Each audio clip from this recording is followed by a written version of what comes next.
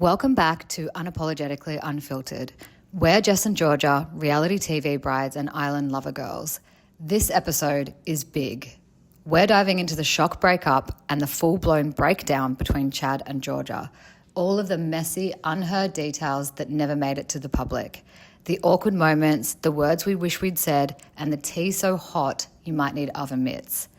Buckle up because this episode is equal parts heartbreak, hindsight, and a little bit of savage. So, Georgia, today, this is quite a difficult conversation for us to have. And let's get into the nitty-gritty about your relationship and your marriage with Chad. Obviously, we saw on the island, it was a love story. A lot of us, I think, probably, well, I know I did. I looked up to your relationship and it was what we all wanted. I remember leaving the experience and thinking, oh my God, I wish I had the Chad and the Georgia experience. Yeah. So we know that you went home we know that you fell in love with Chad. We know that Chad said that he loved you at final vows. Yep. And you left together. Mm-hmm. How were you feeling about the relationship when you left? Because you looked very happy. I felt really good about the relationship when we left the island. Mm-hmm. So we got on the flight together and we went back to Chad's house. And that was the first night that we'd actually had together in Melbourne. As a couple. In real life. Yeah, in reality. So it was actually a really nice night. We got in quite late from the flight and I just kind of looked what was in Chad's cupboard and I just whipped up some pasta, as I do. Perfect wife. And we had a little wine together and a bit of pasta, and at this point this was everything that I'd wanted. I'd been on this experience and I had come back wearing my wedding ring, even though we were told we were not allowed to, but that's just how much I wanted this. And you're invested. I was really invested, and he came back wearing his ring as well. And I was like, wow, I'm literally going to go home tomorrow and I'm going to be telling my family about Chad. Like this is a person who I'm going to be with. Yeah. So, and having known Georgia for a little while now, Georgia is our lover girl. Yeah. Such a lover girl. And I know that in that moment you would have been really excited and positive about the future. Like, what were you thinking would happen next? I was literally thinking that I would be meeting Chad's sister, because I did meet his mum on the island. So the natural progression would have been his sister and then Chad's closest friends, and then I would probably say that we would have moved in together because we technically were already married. So it would have just been a natural progression and we would be starting our life together. Yeah. This is all what was going on in my head. And that's why you go on the show. Like, that's Correct. why we went on the show. And, we'd done a lot of the hard work on the show and I knew that there would be an adjustment period to when we got back from the island, adjusting back into normal life. But me being someone who actually is used to being in a relationship and who really enjoys being in a relationship, I thought this transition period, I could lead this period with Chad. Why did you think that you would be leading the adjustment period with Chad? Is there something that happened while you were away together, or were there any signs of Chad maybe not being able to invest in reality, like when you came back to Melbourne? Yes, there was. Because we hope, I mean, not to stereotype or anything, but we hope that if a man is in love with you, that they are more than willing to step up and to lead. And of course the woman makes effort too, but a man, that's what he does. Yeah, so on the island, Chad, whenever the conversation would come up about talking about what we're going to be doing when we were getting back home, Chad, you know, he kind of took control of that conversation and just said to me that, oh, can we just take it day by day? Now that I look back on it, that was kind of a big sign that maybe he wasn't so invested. Because now that I look back on that, I think that sign of him not wanting to plan a future with me, he'd always say on the island, oh, let's just see how it goes. Let's just see when we get back. You know, he's like, I kind of freak out, so I need to just do it day by day. Which I respect. However, in the end, you are on the show to develop, to try and start a relationship and potentially plan for a future with somebody.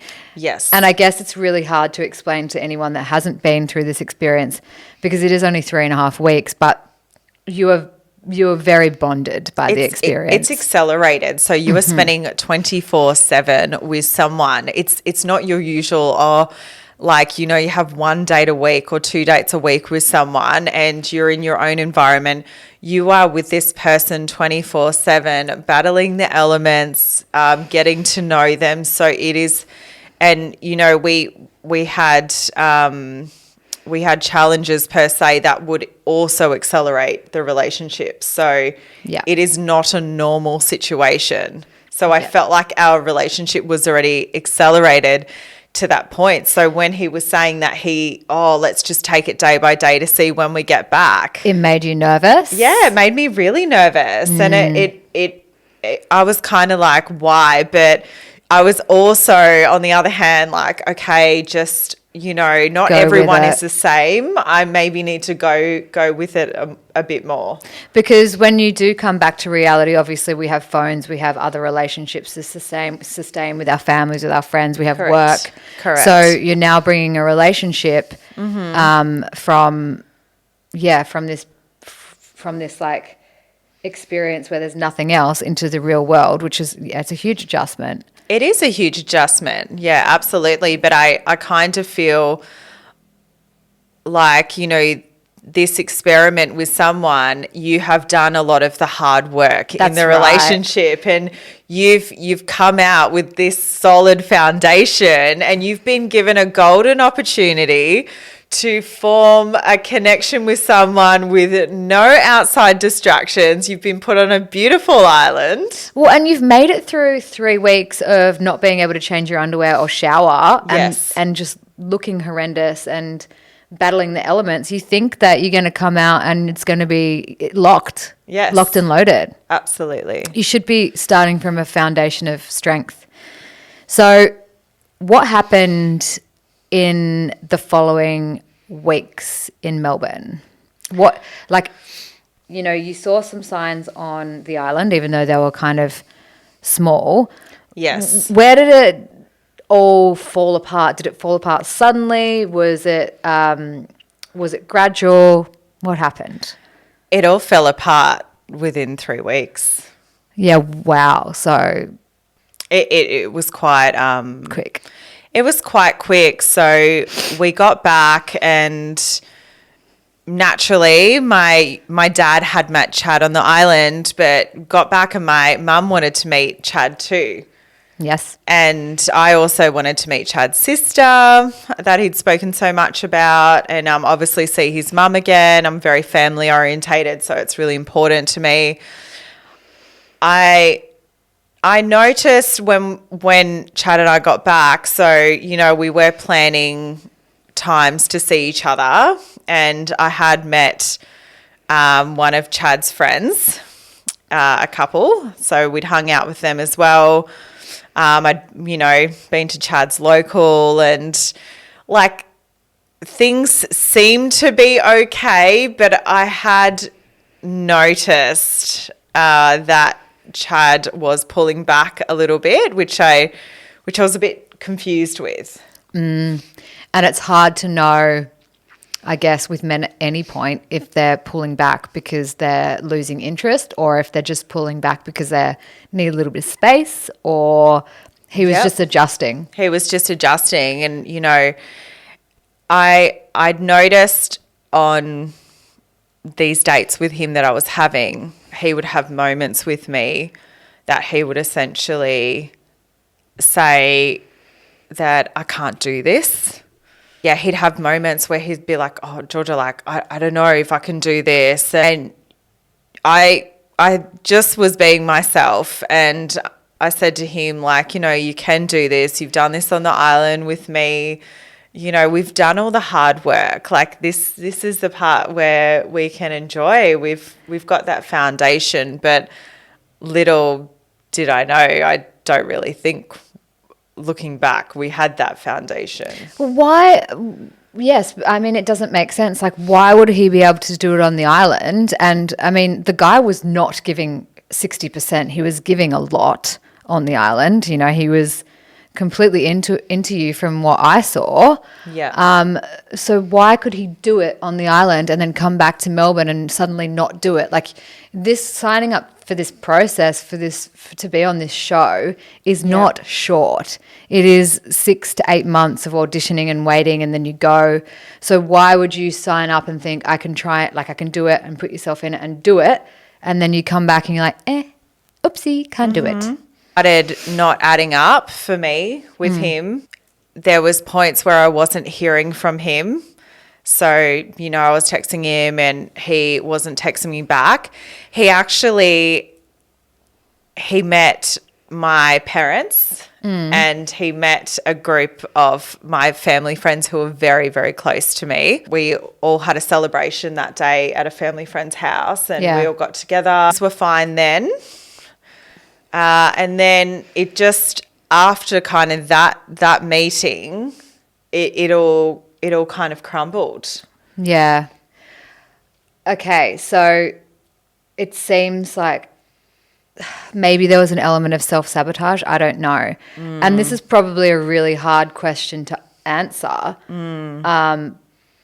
But do you think he was sabotaging because he is not ready to be in a relationship, or he has commitment issues, or do you think he was just not that interested? It's hard to know whether, I personally think, whether he went on the show for the right reasons. He went on just, you know, because he thought it would be a bit of fun, or whether he, you know, he went on because he was looking for love, or... Yeah, I think there was huge elements of self-sabotage in there. Yeah. But I also, you know, I do need to make a point of this, of the fact that he told me that he loved me at the commitment ceremony. Yeah. However, when we got back to Melbourne, and, you know, some days I would, you know, give him a cuddle and be like, I love you. I never heard it back. Yeah. I never heard it back. The only time I heard I love you was at the commitment ceremony. Yeah, which is tough. Yeah, and even that really confused me, and I thought, why did he only say it to me at the commitment ceremony in front of all the cameras? And now we're back in Melbourne, and he hasn't ever said it to me again. And then all of a sudden his behavior starts changing. He starts going really quiet with me. All of a sudden, you know, he's too busy to see me. It just seems like I was convenient for him on the island, and I was convenient so he could be on reality TV. Which is...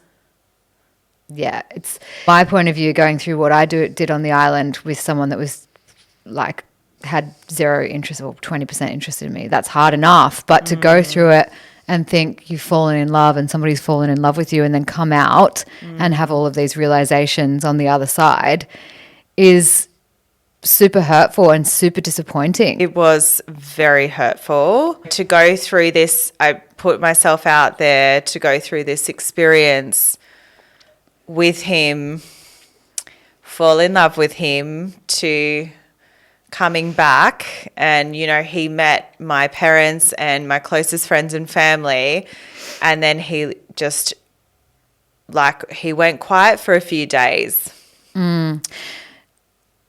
And Chad's very good at speaking. He's very, very good at speaking. He's quite communicative. We saw that a lot on the island. So for him to stop speaking is odd. What started happening is that the Chad on the island that I knew and who I fell in love with was not the Chad that I came back and was seeing. These were totally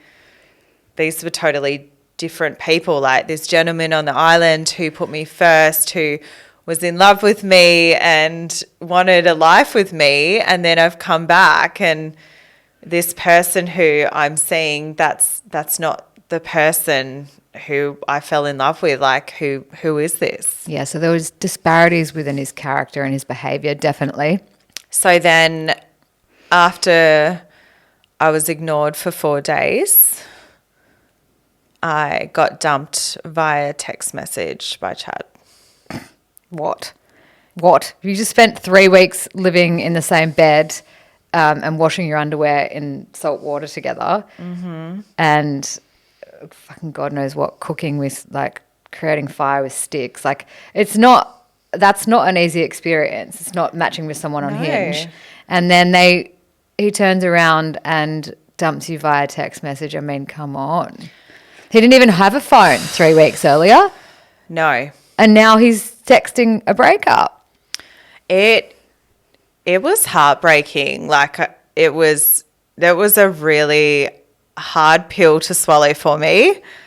The fact that I'd put myself out there and I had trusted this person and, you know, I like to think that we had a decent amount of respect for each other. Well, I think I had respect for him. I don't think the respect was given back towards me. And just to be like ignored for 4 days and then dumped via text message, and, you know, the text basically said that he needs to face things alone in life. The fuck does that even mean? I honestly don't know what that means because, you know, I think life is so beautiful. Why did you go on a show to meet somebody? Yeah.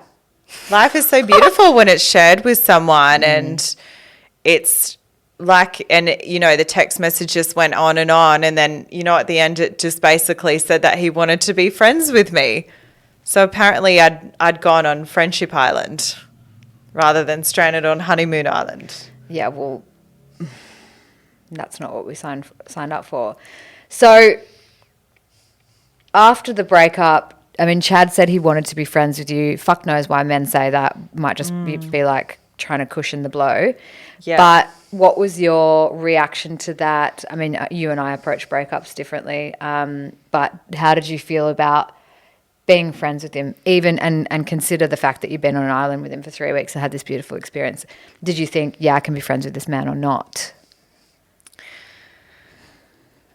At that point, I was really heartbroken, and I actually made a decision not to be friends with him because I had gone into this process wanting a husband. I didn't go into this process wanting a pen pal, a pen pal or a friend, or, you know, I'd gone in there, and given that he had just told me 3 weeks prior that he was in love with me and cried at the commitment ceremony, I'm sorry, but the math ain't mathing in that situation. And I wrote back to him and I said, I'm sorry, but I can't be friends with someone who, like, I'm in love with and, like, you've just broken up with me. So, like, no, you can't have a friendship with me. Like, I said to him, I'm finding it really hard to believe that you went into this experience with the right intentions, because how can you go from loving someone 3 weeks ago? It's, you know, I'm not talking about 3 years later where you could fall out of love with someone, but this is 3 weeks ago to dumping me via text message, and apparently no feelings, no nothing, and I've just got to go off and do life alone. So did you feel fooled? I did. I felt like I was taken for a really big ride by Chad. Yeah, you know what? And he got us. Like, I believed him too. I think backed Chad. Everyone believed him. I even believed him, and I was, I believed him, and I do feel a bit fooled. Like, I feel quite fooled, but you know what? I will never, at the end of the day, apologize for being 100% authentically myself. And I went on there and with the right intentions. And I can't control someone else's actions or behavior or intentions. I can just control mine. Exactly. And it's really hard, coming out of this experience and reflecting on it and seeing how maybe other members of the cast behave. And I know we've sat around and spoken about this, but it's just like, were we dumb? Like, were we the only dumb ones on there that like gave it a real go? I honestly, like, I feel so foolish. Did we do a different audition? Yeah, I know. Was it different paperwork? Were we auditioning for a different show? Like, I think that, like, we were put on the wrong show. Like, maybe, I don't know, or we're put with the wrong men. But you and I both went in looking for love, and yeah, I still have some days, and you talk to other people about it, and they're just like, well, duh, everyone's like not on there for the right intention. And I was like, well, I fucking was. Yeah. And it's like, don't speak for us. Like, we were on there looking for love and looking, for our partner, and oh boy, were we given something else. Clown and the demon. So anyway, I need to ask this question now. After the breakup, did you hear from Chad? Have you heard from him since? Have you have you seen any, how's he behaving? Since the breakup, it has been a while. So a lot of time has passed. It's been months.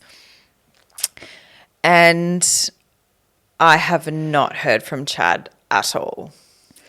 I haven't even heard I haven't even had a text message to even see how I am, or I didn't get a phone call. I got nothing yet. We have a group chat for all of our cast members. Yet he seems to be able to use his fingers in that group chat quite often. I mean, Chad can make friendships with whoever he wants to create friendships with, but looking at this, the fact that he hasn't contacted you after the breakup. No.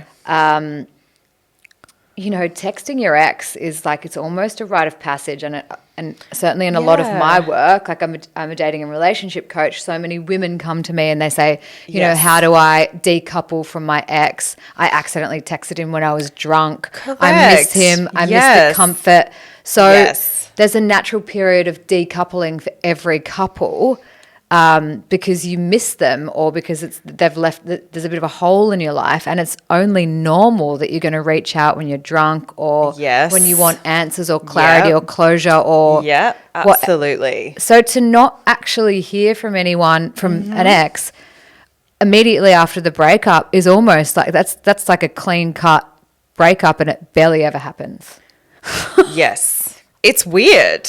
It is really weird, right? Like, I can honestly say I have a 99% return of X rate where they they've texted me, or like, hey, it's been a while, just seeing how you're doing, or like, do you want to have a coffee, or like, they still try and come back. Or you're really good at this too. Like, Georgia does not go backwards. Georgia does not message when she's drunk, when she's this, when she's that, I don't. When she's emotional, anything, it doesn't happen. You will never hear from me.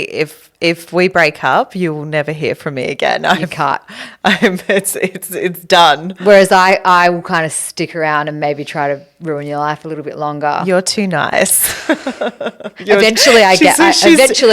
too nice. I'm just an ice cold queen when it comes to a breakup. So Georgia never does this, right? But men often do, and Yes. men do this with Georgia too. I've seen it in the meantime, and they do with a lot of women. You know, it's not strange for a man to send you a stray text or Yes. whatever else, and a lot of them do realize a little bit later, or Yep. they see a picture of you on Instagram Yes. and they double tap. Yep.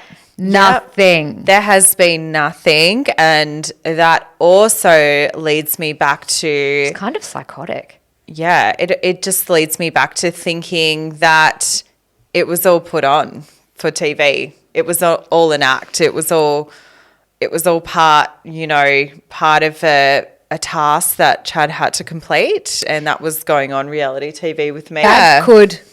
He could have left it for a couple of months, and then he could have come and said and tried to call you and have a conversation. Yes. And just smoothed it over. He doesn't have to say, I'm in love with you. He doesn't have to say, I want to be with you. No. He can apologize for how the breakup happened or whatever. Yeah. Doesn't really need to he doesn't have to apologize for his feelings. He maybe needs to recognize where he's gone wrong with his behavior, but he could have smoothed it over, and that would be in his best interest. Absolutely. And I would have totally been open to having a conversation with him had he have come to me and said, look, can we have a conversation? You know, I want to have a chat about everything. But I just feel like I was given no respect there from him. It's just silent. And it's kind of like all of that time on the island, whether it was romantic or not, meant nothing. which is hurtful. It is hurtful. And interesting that Chad spent 3 weeks with you. It was very emotionally intimate. It was very open. You're very exposed to each other. Yep. And you just don't develop the same relationships with the other cast members. It is impossible. You're separated. Yep. But Chad now has relationships with the other cast members, which, as I said before, he has every right to. But he's not, he's not cared to like carry yours on even for the point of working together, which is disappointing. It is really disappointing, but I think it just shows his true character. As I said, I can walk away from that situation knowing that I did the right thing. I was true to myself. I was true to the situation. I was an awesome wife to him. Yeah. I handled myself with grace and dignity, and that's it. And I can sleep well every night knowing that. Yeah. I mean, I was disappointed. I like Chad. I still have hope for him in finding a great relationship. I hope he does. I hope he finds what he's looking for. Chad, I hope you're okay. Yeah. I hope so too. Because it's a big thing to go through, and I hope he learns from it. you had the gold logie in your hand, and you let it go. Anything else you need to say? No. To wrap up your marriage and divorce? I had a great marriage with Chad on the island, but coming off was that was obviously the true test to the relationship. I feel like that story's not finished. I mean, the relationship's obviously finished, but I feel like there's going to be more to that story, more to the circus there. I absolutely do think so too. Let's see how that goes. Let's wrap that up. Let's wrap up this episode of Unapologetically Unfiltered. Like and subscribe. Don't forget to share with your friends. Yes. More juicy details coming about Stranded on Honeymoon Island and our own dating lives, which we will eventually get to after we get through. Get through all of these details. Stay tuned for the next episode. Sessions in, school's in. Yes.